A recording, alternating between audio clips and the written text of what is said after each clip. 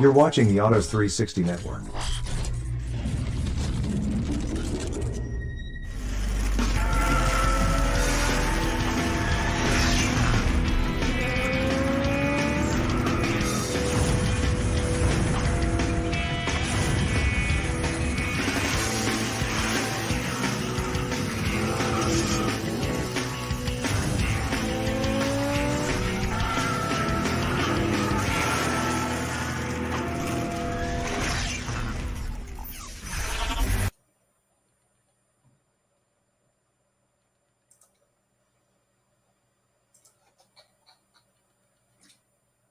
Hey everybody, I'm Rick Walker, and you are watching SST Live, and we have a special guest with us tonight.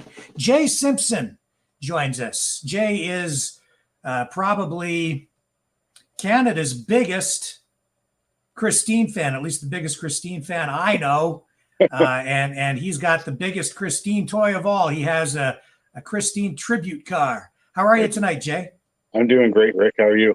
I'm just fine. Excellent. One of the reasons we wanted to have you on is because, of course, we are doing a virtual auto show right now for the Ottawa Gatineau International Auto Show at ottawaautoshow.com.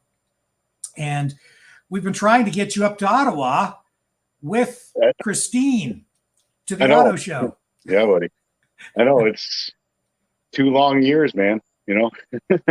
Yeah, so here we are coming into year 3, and we are pushing, and hopefully we're going to get this show on the road in March of this year. And we're very excited to have you come because your car, I have to tell you, as soon as I saw it, I fell in love with it.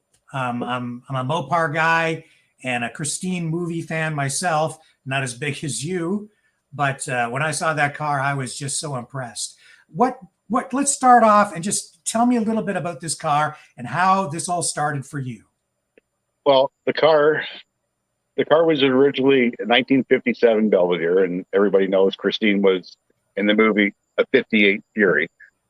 So basically, I bought this car, an all original 1957 Belvedere, and converted it all to basically a 1958 Belvedere trim. It was bought in Alabama and had it shipped up here in 2017. It arrived on Christmas Day, 2017, actually. And just, you know what, it's been an awesome journey and a lot of money, but you know what, the payoff is well worth it, buddy. So where did your journey with the whole Christine franchise begin? Probably about the age of 5 when I first seen the movie. Yeah. My dad showed it to me, and because he was a car guy, and it wasn't even though that I didn't really like the movie. I just liked the car. I just wanted that car. I thought it was sexy, and I'm like, I'm going to own that one day. And here we are, like 30 years later, and I end up owning it. So that movie came out in 1983. 83, yeah. And I was talking to a friend who's in his 30s. And he said, I've never seen that movie. And I thought, that's so weird. How could you not have seen Christine? I get that so many times, you know. Every time I go to car shows, they're like, oh, what's the background to this car? Like, why is there stuff scratched on the hood? I said, well, have you seen Christine? They're like, oh, no. I said, well, watch Christine, and then I'll talk to you at the next car show. So for those who have not seen the movie, and that's the younger generations, maybe you can just tell people what the movie was about. Basically, it's about a younger teenager that has an eye on this classic car, and he ends up buying it without his parents' permission, gets in crap for it, fixes it up, but little behold that the car actually possesses the young gentleman, and it turns him basically into a psycho. But it's a car that does most of the work in the movie. The car ends up coming alive. He finds out that it can rebuild herself, and it ends up destroying people. I don't want to swear on there, but it ends up destroying all the shitters that basically came to his life, you know. Yeah. So the car was, and some people think the car was possessed. And there's some deviation from the Stephen King novel from which the movie was created, right? Yeah, there's a lot of differences between the book and the movie. In the book, basically the spirit of George LeBay basically was possessed, and his body was in the back of the car and all this stuff. And the movie is totally different because you can't really write a book into a movie in excuse me, in that amount of time, right? Right. So, but you know what, John Carpenter did a fantastic job on that movie. Like him and his crew, like I think they knocked it out of the ballpark. Well, yeah, I mean, he's a great director, and today Christine is they say it's a cult classic, but I think it's more than a cult classic. It is a classic horror film, and I think it really set a trend for horror movies from the 80s. It was one of the first in that genre. Absolutely. You know, like I mean, afterward you had Halloween came out, and the Friday the 13th series, and yeah, all of those films, right? Yeah, and he also did the Thing as well. But Yeah. all my favorite John Carpenter is basically Halloween is second place, and obviously Christine is in first place. But every movie that he's ever directed, I think was phenomenal. I don't think he had ever had a bad movie. And a lot of the movie cars, the star cars from Hollywood, are hero cars. The Batmobile, the General Lee, the A-Team van. But this Christine, she's a villain. She is. Absolutely. I have to deal with her every day of my life, and she absolutely is. You know, like one day she could be running fine, and the next day something happens, but just park it back in the garage and then go out the following day and everything's fine again. Like, so a car from 1958, I think every car from the 50s had more personality than today's cars, but does your Christine have a personality of her own? she does.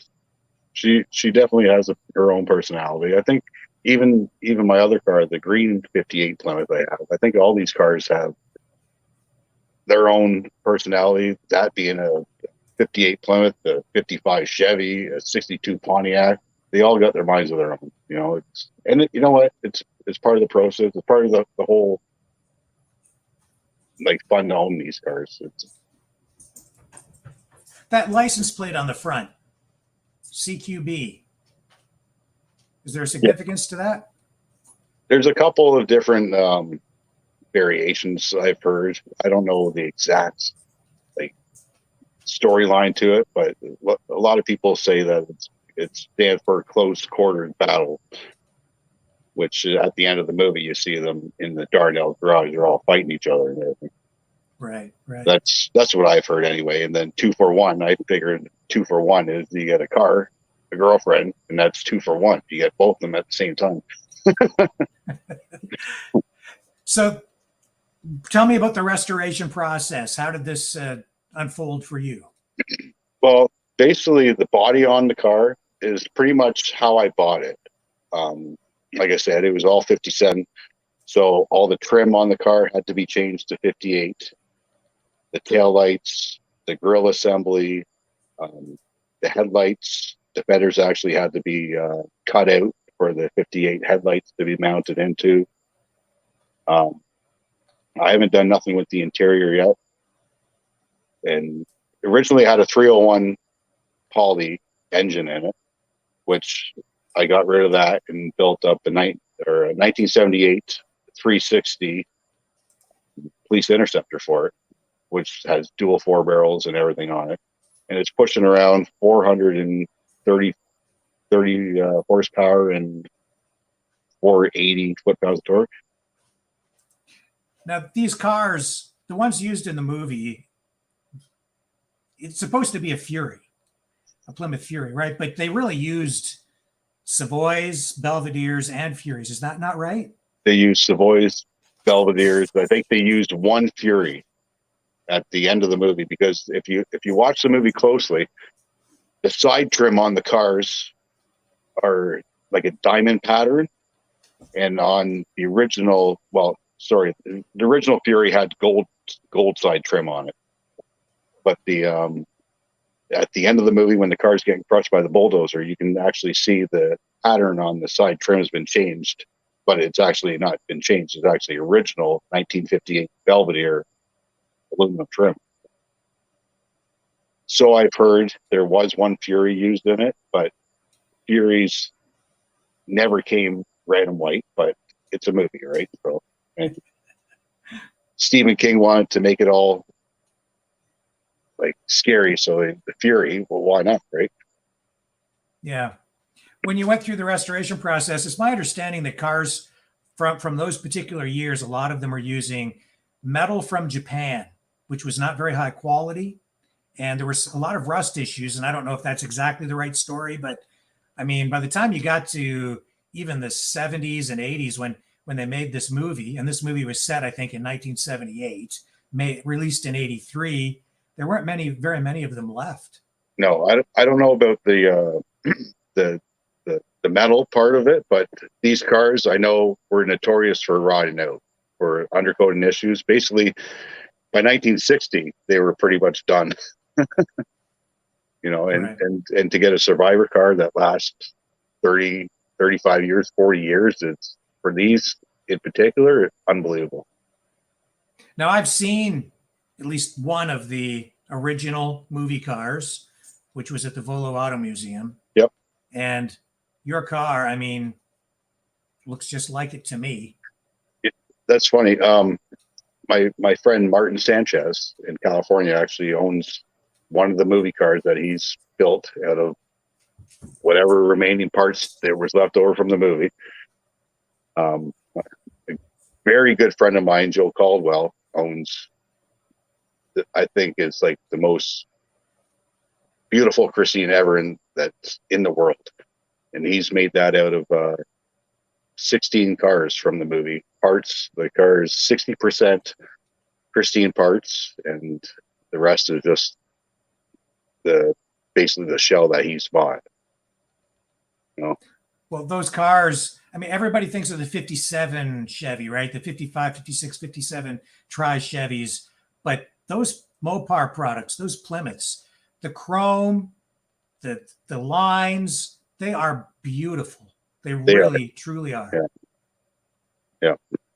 57, like all the tri-5s, they're plentiful though. That's, I go to car shows and there's probably 30 of them there, and I have the only 58 Plymouth or 57 Plymouth there. But everybody walks right by my car and they go check out the 57 Chevy. So I would imagine you're part of a community of Mopar people now. You probably have a lot of contacts, made a lot of friends. I made so many friends with this car, and to buy parts is basically, for me, it's not impossible. Like if I need a part, my friends are right there for me, and they basically have everything I had to put her together. Yeah. Are you mainly a Mopar fan? I always was. I'm a kind of a Ford truck guy, but cars, it's all Mopars.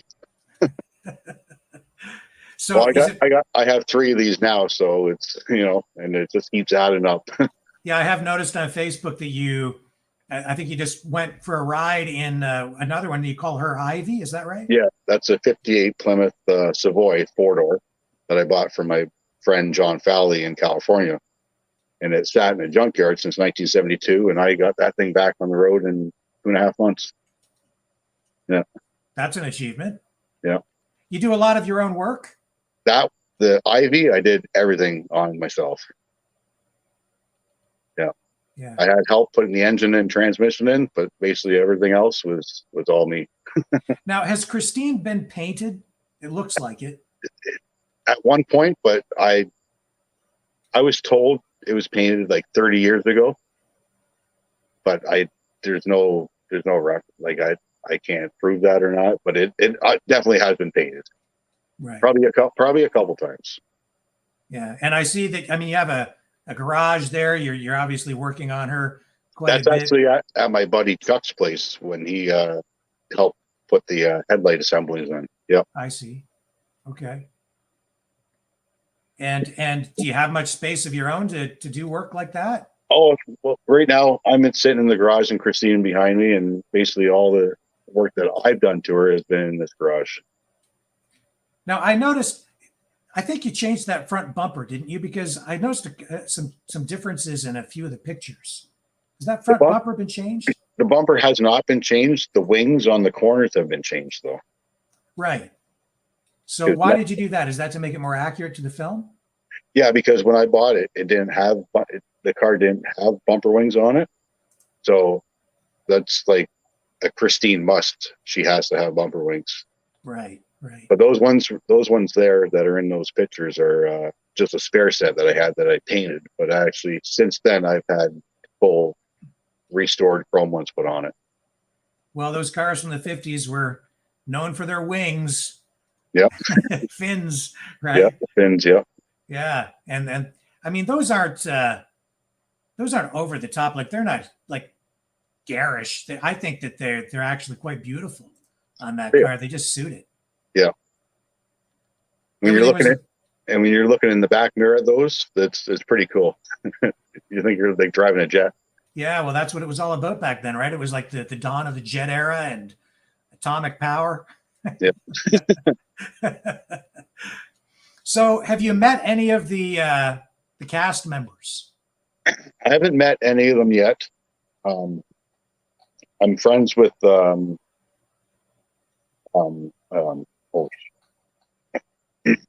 Malcolm. That he played Moochie Welsh. He ends up getting crushed by the car, and him and Malcolm Denaire. That's it. Yeah. Right. Him and Buddy Repperton, they both signed my glove box. I had my glove box shipped down, and they both signed it and everything, and then sent it back. But I haven't met anybody personally yet.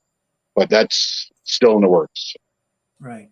So the other cast members were Keith Gordon played Arnie Cunningham, right? Yes. And John Stockwell played his best friend. Dennis, yeah. And I think it was Alexandra Paul played his girlfriend. Yep, Baywatch, man. Right. And William Ostrander played the tough dude who was like the school bully. That was Buddy Repperton, yeah. Right, right. Yeah. Now I noticed that somebody sent you a die-cast car, signed and so on. Who was that? That was Malcolm.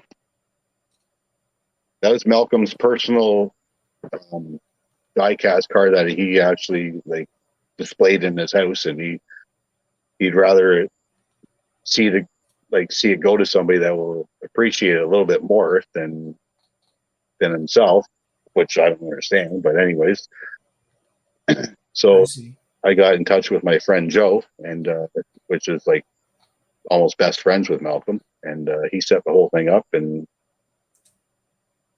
he signed a whole bunch of pictures for me, sent the car up, and just been a great friend. And Malcolm is the guy who played, you said Moochie, and is that the guy who was running down the alley when the car was chasing him? Yeah, that's him right there. Yeah. Yeah, stand-up guy, straight up. Yeah.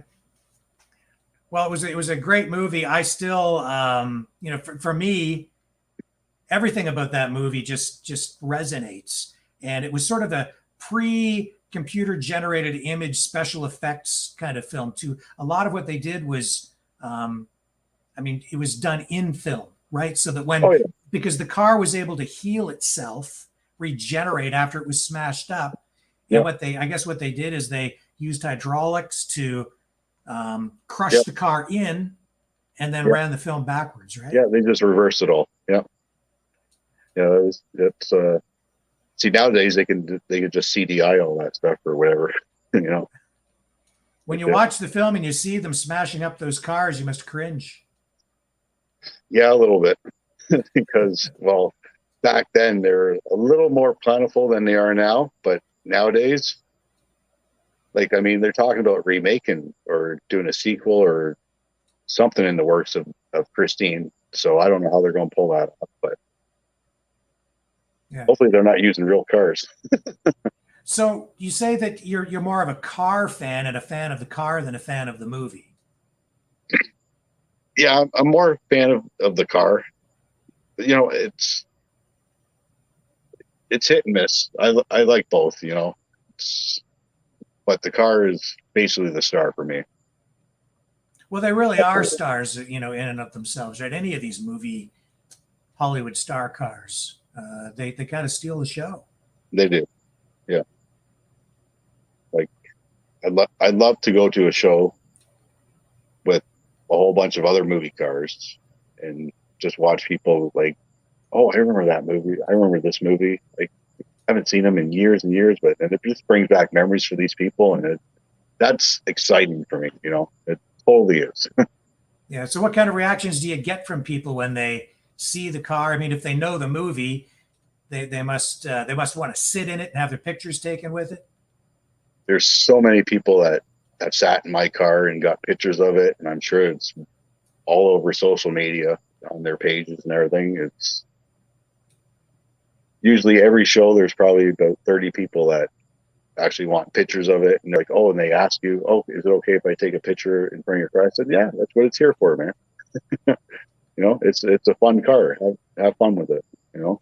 And back in the 50s, in 58, it was the Chevys that were sort of the king of the road, but that the Plymouths, they were not as popular. But today, I think the movie and what you're doing, it's given them a second lease on life and more popularity. Back then, the Plymouths were the poor man's car. You know, like they're stylish, but they weren't expensive as the Chevy, so they're the poor man's car. But I think they got better lines, and I think they're just better looking. Yeah, yeah. In 1957, they're ahead of their time. Chevy was in 1957. Chevy was still using the body style from 3 years ago. You know. Yep, yep. Tell me about a little bit more about your car's personality. What are the quirks and things about that car, and even some of the features that you have on there? What makes it special and different? Well, I'll tell you one strange thing that happened to this car. She has a CD player in it. So, driving to a car show probably about 2.5 years ago, and the radio cuts out. Thinking, all right, let's try a CD. Popped the CD in there. It didn't work. Popped another one in there. Didn't work. Popped in Christine soundtrack. That worked. Like I'm dead serious. That's the only CD that car would play was a Christine soundtrack.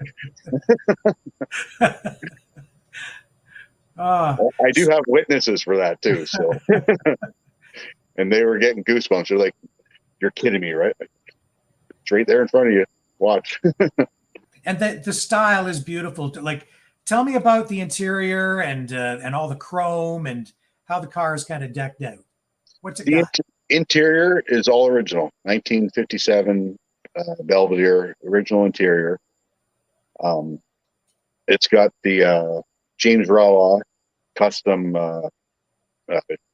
speedometer cluster put in it, which he's put like intense LED lights in it. I mean, it's bright. That you're driving it blinds you, just like sort of like the movie.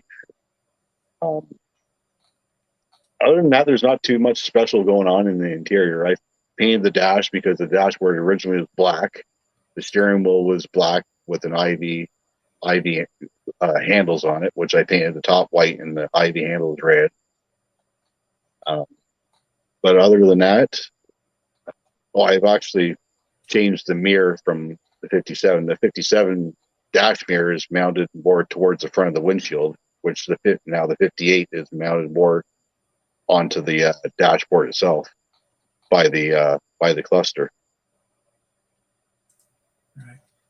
Cars back then, they had more style. I have a lot of people say to me, today's cars all look the same. And I think when you're talking about your basic people mover type cars, They do. they do. They totally all look the same. They're all throwaway cars these days. They're all plastic. They're all the same color. You could either get white, gray, or black. Like Yeah, it's silver. Yeah, 100% true, you know. yeah. So, I mean, you've still got carburetors on yours, right? It is still all old school. Oh yeah, yeah. It's two Edelbrock 500 CFM 4 barrels on it. No chokes on these. It's pump it 10 times, start it. You know. Because a lot of guys today take these things and they do resto mods and they put modern drivetrains and modern suspension in, but that's not the route you've gone. Well, the drivetrain is more modern than 57 because it's a 1978, and I did a disc brake conversion on it. I put disc brakes on the front and changed the rear axle for better braking, and actually put power brakes on it. But it's like factory power brakes. Right. And when you were restoring it, did you go back and watch the movie and look at pictures to make sure that you were being accurate in the style and the body? Under the hood, I did. Under the hood, the engine compartment, I went back to the movie dozens of times to get everything right, to make sure that the pinstriping on the air cleaners is correct, on the valve covers is correct, even down to the chrome the horns on in the front. Right. And in the movie, they had the windows blacked out. I'm told they did that for a few reasons. Once, you couldn't see the guy who was actually driving the car, right? Yeah. Um, and And so I want, and just to make it more demon looking, I think. yeah. And so the driver, I guess, had just a little slit in the windshield to see out while he was Yeah, driving. and I heard he could barely even see out of the thing. You know, like the windshield in mine's tinted as well. You can see it. Can you take us and walk you around the car a little bit? Yeah. So even on the hood, I got the it's not scratched in, it's a decal for a darn out night. That's because they were going to have the rumble at Darnell's garage. Exactly. That's what Dennis scratched in the hood. Right. In the interior. Let's see the stereo. That's it all lit up. That's gorgeous. Isn't it? I love that green. That's evil. It actually, I can change it to red. Oh, that's sweet.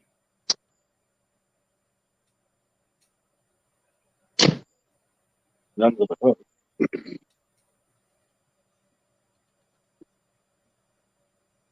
Of course, this is the most famous part. The V. Right. Yeah.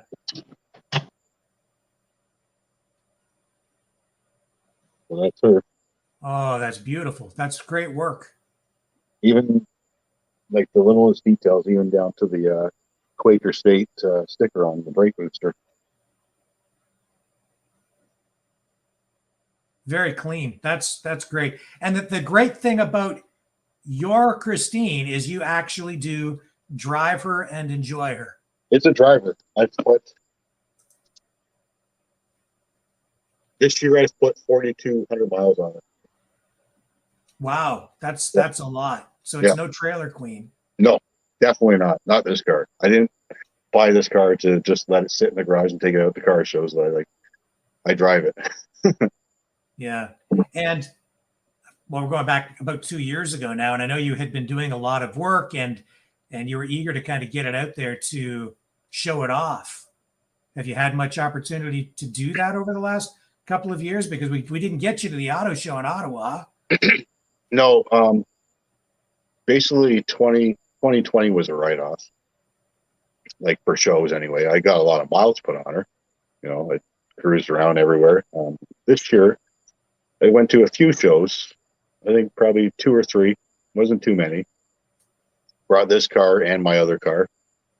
And it was fun to get her out, and people have been phenomenal. It's, you know, because everybody's been sitting at home not doing nothing and just happy to be out, and this year has been the better year. Yeah. Yeah. Well, I think things are beginning to improve in some ways. Hopefully we stay on the right track. Yeah, We'll see what for sure. happens over the winter, right? Yeah. Yeah. I mean, we're very eager to get you up to Ottawa, and we are on track to have the show in March so far. Cool. So we're working toward that, and it'll be at the Convention Center, the Shaw Center downtown, and you'll be there with the rest of the Hollywood star cars. So we're really looking forward to that. I'm looking forward to being there. That's, like I said, 2 years ago, that was like the biggest thing that's ever happened to me in the car is getting invited to that show. So, Well, I know people are eager and excited to have you down there. So I think it'll be a big hit. I know it will be. And hopefully you can introduce a whole new generation of people to young people to the movie and to the car. I'm trying, buddy. I'm trying my hardest. All right. Well, is there anything else you'd like to share with us today, Jay, before we sign off? No, I think that's about it, buddy.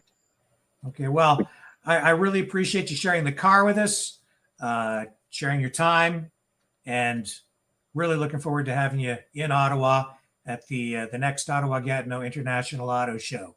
And folks, you can find out more about that at ottawaautoshow.com and at the sstcarshow.com websites. So thank you again, Jay. It's been an absolute pleasure.